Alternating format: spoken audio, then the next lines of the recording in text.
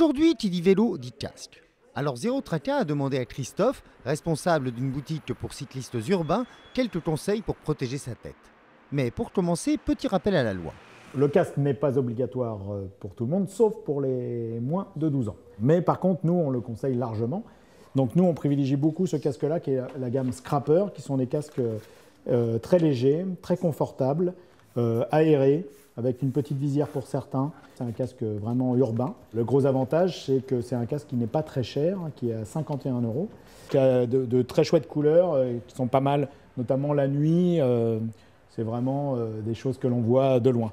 Après, avec la même marque, ça c'est Abu aussi, c'est ces casques qui sont un peu plus sportifs, un peu plus profilés, on va dire entre guillemets, avec une petite, voyez, une petite particularité.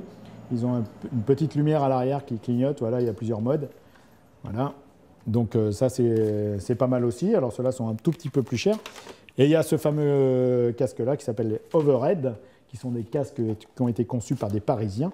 Donc ça, c'est un casque pliant. Voilà, c'est un casque qui se plie et qui se range dans un sac à main, comme ça. Il y a plein d'autres marques, bien sûr. Il y a des casques qui sont beaucoup plus, un peu plus fun. Mais j'ai fait le choix de me focaliser plutôt sur ces trois marques. Voilà. Et le fameux casque Hovding, c'est un airbag. Il se déploie uniquement quand on a une chute, donc il se déploie en 9/10 de seconde, je crois, ou enfin vraiment c'est très rapide.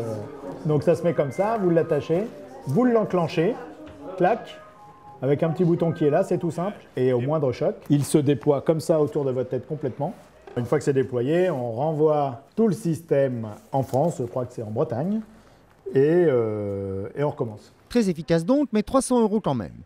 Alors quand on achète un vélo, on achète un casque? Quasiment systématiquement avec un vélo, on vend un casque, quoi. Quasiment systématiquement. Après, je suis pas sûr que les gens le mettent systématiquement du coup, parce que c'est pas esthétique, parce que c'est lourd, parce qu'il fait trop chaud, parce qu'il fait trop froid ou parce qu'il pleut. Mais nous, vraiment, on insiste sur ce sujet-là en disant que c'est vraiment essentiel et généralement, les gens prennent un casque.